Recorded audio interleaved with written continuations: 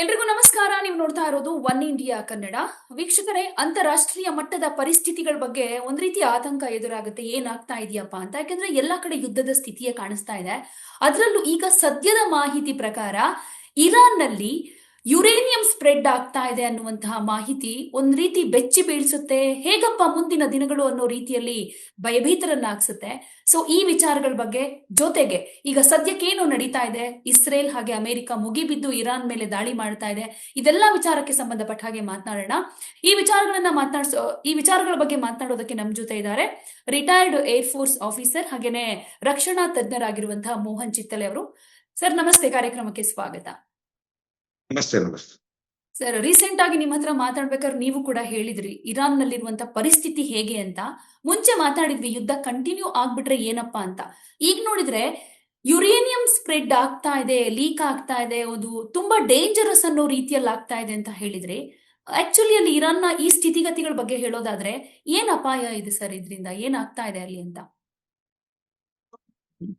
ನೋಡಿ madam, 2 days back ಯಾವಾಗ all out ಬಂಬಾರ್ಡಿಂಗ್ Israel ಮತ್ತು ಅಮೆರಿಕ ಕಂಟಿನ್ಯೂಸ್ ಆಗಿ ಸ್ಟಾರ್ಟ್ ಮಾಡ್ತು, ಅಲ್ಲಿ ಚಾರ್ಕೋಬಾರ್ ಅಂತ ಹೇಳಿ ಒಂದು ಇರಾನ್ ನಲ್ಲಿ ಒಂದು ಸ್ಥಳ ಇದೆ. ಅಲ್ಲಿ ನ್ಯೂಕ್ಲಿಯರ್ ಏನು ರೆಂಡರೇಷನ್ ಮಾಡ್ತಾರೆ, ಆಮೇಲೆ ನ್ಯೂಕ್ಲಿಯರ್ ಪವರ್ ಅನ್ನ ಮ್ಯಾನುಫ್ಯಾಕ್ಚರ್ ಮಾಡ್ತಾರೆ. ಆ ಚಾರ್ಕೋಬಾರ್ ಹತ್ರ ಬಂಬಾರ್ಡಿಂಗ್ ಆಗಿದೆ. ಅದರಿಂದ ಸೈಪ್ರಸ್ಸಿನ ಒಂದು ಸಂಸ್ಥೆ ಅದನ್ನ ಮಾನಿಟರ್ ಮಾಡಿದಾಗ ಅಲ್ಲಿ ರೇಡಿಯೇಷನ್ ಸ್ಪ್ರೆಡ್ ಆಗಿದೆ ಅಂತ ಆತಂಕಕರವಾದ ಸುದ್ದಿ ಇವತ್ತು ಮಧ್ಯಾಹ್ನ 12:44 ಹೇಳ್ತಾ ಇದ್ದಾರೆ. ಒಂದು ಸಂಸ್ಥೆ ಇದೆ, to control, monitor and instruct the nuclear nations. That's ಆ ಸಂಸ್ಥೆಯ ಹೆಸರು IAEA. I stands for international atomic energy association ಅಂತ. ಈ ಅಟೋಮಿಕ್ ಇವ್ರ ಕೆಲಸನೇ, ಫಾರ್ ಎಕ್ಸಾಂಪಲ್ ಭಾರತದಲ್ಲಿ ಎಷ್ಟು ನ್ಯೂಕ್ಲಿಯರ್ ಕೆಪಾಸಿಟಿ ಇದೆ, ಇರಾನ್ ನಲ್ಲಿ ಎಷ್ಟಿದೆ, ಅಮೆರಿಕಾದಲ್ಲಿ ಎಷ್ಟಿದೆ, ಅದು ಮಾನಿಟರ್ ಮಾಡೋ ಸಂಸ್ಥೆ. ಯಾವಾಗ ಆ ಸಂಸ್ಥೆ ಹೇಳಿತು, ನಂಗೂ ಕೂಡ ಆತಂಕ ಸೃಷ್ಟಿ ಆಯ್ತು. ಆಮೇಲೆ ಯಾವಾಗ ವಿಜುವಲ್ಸ್ CNN ಮತ್ತೆ BBC ತೋರಿಸ್ಲಿಕ್ಕೆ ಸ್ಟಾರ್ಟ್ ಮಾಡಿದ್ರು, ಅಲ್ಲಿಂದ ವೆಕೆಟ್ ಮಾಡ್ತಾ ಇದ್ದಾರೆ ಜನರಿಗೆ ಸ್ಲೋಲಿ. ಇದು ಚರ್ಲೋಬಿನ್ ಅಂತ ಒಂದು ಕಡೆ ಆಗಿತ್ತು, ನಿಮ್ಗೆ ನೆನಪಿರ್ಬೇಕು. ಆಮೇಲೆ ನಾವು 1ನೇ ವಿಶ್ವ ಯುದ್ಧದಲ್ಲಿ ಕೂಡ ಹಿಂಗೆ ನ್ಯೂಕ್ಲಿಯರ್ ವಾರ್ ಆದಾಗ ಸಾವಿನ ಸಂಖ್ಯೆ, ಲಕ್ಷಗಟ್ಟಲೆ ಸಾವಿನ ಸಂಖ್ಯೆಗಳು ಆಗಿದ್ವು. ಆ ನಂತರ ಹೆಂಗೆ ಭೋಪಾಲ್ ಗ್ಯಾಸ್ ಟ್ರಾಜಿಡಿ ಆದ್ಮೇಲೆ ಜನರ ಕಣ್ಣು ಎಲ್ಲ ಹೋದ್ವಲ್ಲ, ಆ ತರ ಈ ರೇಡಿಯೇಷನ್ ಇಂದ ಹ್ಯೂಮನ್ ಮ್ಯಾನ್ ಕ್ಯಾಂಡಿಗೆ ಸುಮಾರು ಇಫೆಕ್ಟ್ ಆಗ್ತದೆ. ಇದು ಒಂಥರ ಡೇಂಜರಸ್ ಅಂದ್ಕಿಂತ ಒಂದ್ ಹೆಜ್ಜೆ ಮುಂದೆ ಅಂತಾನೆ ಹೇಳ್ಬೋದಮ್ಮ.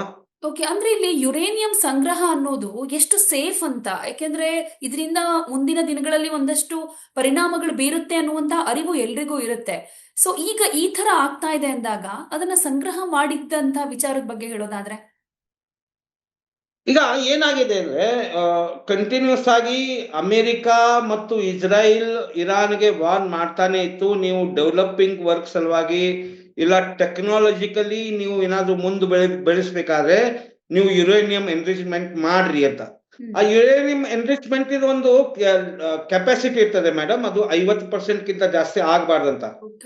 ಇರಾನ್ ಏನ್ ಮಾಡ್ಬಿಟ್ಟಿದೆ, 65-70% ಮಾಡಿದಾಗ ಅದು 100% ಡಿಸ್ಟ್ರಕ್ಟಿವ್ ವೆಪನರೀಸ್ ಮ್ಯಾನುಫ್ಯಾಕ್ಚರ್ ಮಾಡ್ಲಿಕ್ಕೇನೆ ಇದು ಯುರೇನಿಯಂ ಎನ್ರಿಚ್ಮೆಂಟ್ ಮಾಡ್ತಾ ಇತ್ತಂತ ಗೊತ್ತಾದ ಮೇಲೆನೆ ಇದೆಲ್ಲ ಬಂಬಾರ್ಡಿಂಗು, ಯುದ್ಧ ಎಲ್ಲ ಶುರು ಆಗಿದ್ದು.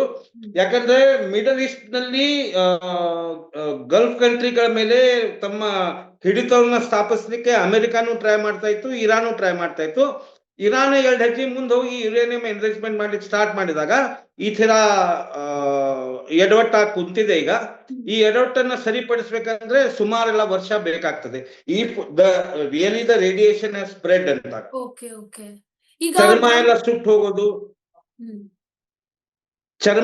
ಹೋಗೋದು, ಆಮೇಲೆ ಕಣ್ಣು ಹೋಗುವುದು, ಆಮೇಲೆ ನಿಮ್ಮ ಶರೀರದ ಅಂಗಾಂಗಗಳ ಮೇಲೆ ಪರಿಣಾಮ ಬೀಳೋದು, ತುಂಬಾ ಸೀರಿಯಸ್ ಮತ್ತೆ ಡೇಂಜರಸ್ ಲಕ್ಷಣಗಳೆಲ್ಲ ಮನುಷ್ಯ ಪ್ರಾಣಿಗಳಿಗೆ ಆಮೇಲೆ ಪ್ರಾಣಿಗಳಿಗೂ ಕೂಡ ಆಗ್ತದೆ madam.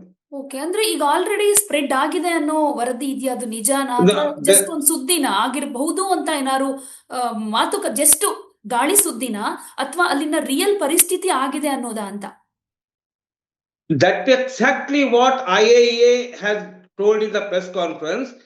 Nobody in the Iran is available to comment on that. ಯಾಕಂದ್ರೆ ಅವ್ರದ್ದು ಫಸ್ಟ್ ರ್ಯಾಂಕ್ ಲೀಡರ್ ಸತ್ತು ಹೋಗಿದ್ದಾರೆ, ಸೆಕೆಂಡ್ ರ್ಯಾಂಕ್ ಲೀಡರ್ ಆಲ್ಮೋಸ್ಟ್ ಬೆಳಿಗ್ಗೆನೆ ಇವತ್ತು ಅಲ್ಲಾನ್ ಕಡೆ ಹೋಗಿದ್ದಾರೆ.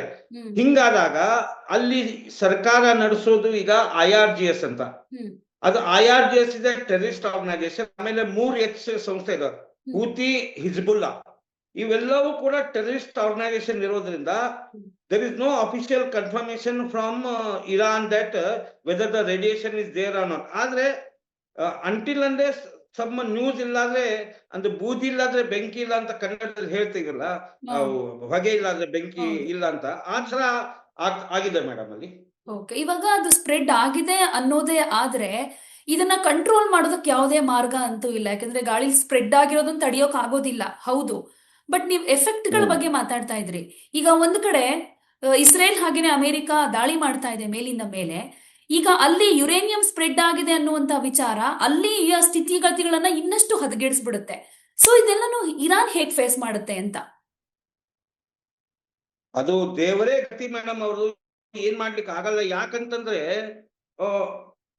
ನೋಡಿ, ನಾವು ಸ್ವಲ್ಪ ಯುದ್ಧದ ವಿಚಾರದಲ್ಲಿ ಮಾತಾಡ್ಬೇಕಾದ್ರೆ ಇರಾನ್ ಬ್ಲಂಡರ್ ಏನ್ ಮಾಡ್ತಂತ ಗೊತ್ತಾ? ಅವು 12 ಗಲ್ಫ್ ಕಂಟ್ರೀಸ್ ಇದಾವೆ, Doha, Qatar, you name it, there are those countries, UAE, Saudi Arabia, Yemen, ಇವೆಲ್ಲಾ ಕಂಟ್ರಿಗಳ ಮೇಲೆ ಸಿಕ್ಕಾಪಟ್ಟೆ ಮಿಸೈಲ್ ಅಟ್ಯಾಕ್ ಮಾಡಿ ಅಲ್ಲಿರುವ ಎಲ್ಲಾ ಬಿಸ್ನೆಸ್ ಎಸ್ಟಾಬ್ಲಿಷ್ಮೆಂಟ್ ಅವು ಎಲ್ಲದ ಮೇಲೆ ಅಟ್ಯಾಕ್ ಮಾಡಿ 96 ಲಕ್ಷ ಜನ, ಬರೇ ಬೆಂಗಳೂರದೇ 4 ಲಕ್ಷ ಜನ ಈಗೆಲ್ಲ ಗಲ್ಫ್ ಕಂಟ್ರಿಯಲ್ಲಿ ಇದ್ದಾರೆ. Plus Keralians, Tamilians, Telugu people, Telangana people, Andhra people, ಬಂಗಾಲಿಗಳು, ಒಡಿಸ್ಸಾಗಳು, ಇವೆಲ್ಲರೂ ಕೂಡ ಅಲ್ಲಿ ಆತಂಕಕ್ಕೆ ಒಳಗಾಗ್ಬಿಟ್ಟಿದ್ದಾರೆ. ಸರ್ಕಾರ ಏನೋ ಹೇಳ್ತಾ ಇದೆ ನಾವು ಅವರನ್ನ ಸೇಫ್ ಆಗಿ ಇಟ್ಕೋತೇವೆ, ರಾಯಭಾರಿ ಇದ್ದ ಸಹಾಯ ಆಗ್ತದೆ, ಅದೆಲ್ಲ ಇದ್ರು ಕೂಡ I am telling you madam, next 20 days ವರೆಗೂ ಮಾತ್ರ ಅಲ್ಲಿ ಏನು ಮಾಡ್ಲಿಕ್ಕಾಗಿಲ್ಲ, ಯಾರಿಗೂ ಏನು ಮಾಡ್ಲಿಕ್ಕಾಗಲ್ಲ. ಅವ್ರ ಕಷ್ಟ ಅವರೇ ಈಗ ಅನುಭವಿಸ್ಬೇಕು. ಯಾಕಂತಂದ್ರೆ ಒಂದು ಏರ್ಫೋರ್ಸ್ ಲ್ಯಾಂಗ್ವೇಜ್ ನಲ್ಲಿ ನೋಟಾಮ್ ಅಂತ ಕರಿತೇವೆ. ನೋಟಾಮ್ ವಾರ್ನಿಂಗ್ ಅಂತಂದ್ರೆ you cannot fly to one country to another country until unless the clearance is given by the other country. ಇಲ್ಲೇನಾಗಿದೆ, ಇರಾನ್ ಸಿಕ್ಕಾಪಟ್ಟೆ ಅಮೆರಿಕ ಮತ್ತೆ ಇಸ್ರೇಲ್ ಮೇಲೆ ಬಂಬಾರ್ಡಿಂಗ್ ಮಾಡ್ಬೇಕಾದ್ರೆ long range missile, short range missile ಮತ್ತೆ drones. For example, ಒಂದು IndiGo aircraft ಬೆಂಗಳೂರಿಂದ ದುಬೈಗೆ ಹೋಗ್ತದೆ ಅಂತ ತಿಳ್ಕೊಳ್ಳಿ. ಆ ಡ್ರೋನಿಗೆ ಗೊತ್ತಿಲ್ಲ ಇದು ಪ್ರೈವೇಟ್ ಏರ್ಕ್ರಾಫ್ಟ್ ಏನು ಕಮರ್ಷಿಯಲ್ ಏರ್ಕ್ರಾಫ್ಟ್ ಏನು ವಾರ್ ಏರ್ಕ್ರಾಫ್ಟ್ ಅಂತ. ಅದು ಡ್ರೋನ್ ಅದ್ರ ಮೇಲೆ ಅಟ್ಯಾಕ್ ಮಾಡ್ಬಿಟ್ಟಾಗ automatically no government will take risk of sending their aircraft. ಈಗ ಒಂದಿದೆ, ನಾನು ನಿಮ್ಮ ಯೂಟ್ಯೂಬ್ ಚಾನಲ್ ಮುಖಾಂತರ ಹೇಳ ಬಯಸ್ತೇನೆ ಅಲ್ಲಿ ಇರುವ ಜನರಿಗೆ, Indian Air Force will arrange IL-76 and AN-32 aircraft, which is passenger aircraft. ಹಂಗೆ ರಷ್ಯಾ ಮತ್ತೆ ಇನ್ನೊಂದು ಕಂಟ್ರಿ ಜೊತೆ ವಾರ ಆದಾಗ ನಮ್ಮ ಪ್ರಧಾನ ಮಂತ್ರಿಗಳು ಮುಂದಾಳತ್ವ ತಗೊಂಡು ಯುದ್ಧ ನಿಲ್ಲಿಸಿ ಕರ್ಕೊಂಡ್ ಬಂದ್ರಲ್ಲ, ಐ ಥಿಂಕ್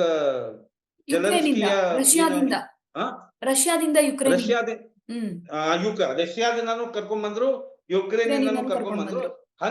ಹಂಗೆ ಭಾರತ ದೇಶದ ಮಿನಿಸ್ಟರ್ ಆಫ್ ಎಕ್ಸ್ಟರ್ನಲ್ ಅಫೇರ್ಸ್ ಮತ್ತು ಮಿನಿಸ್ಟರ್ ಆಫ್ ಡಿಫೆನ್ಸ್ ಮಾಡ್ತದೆ.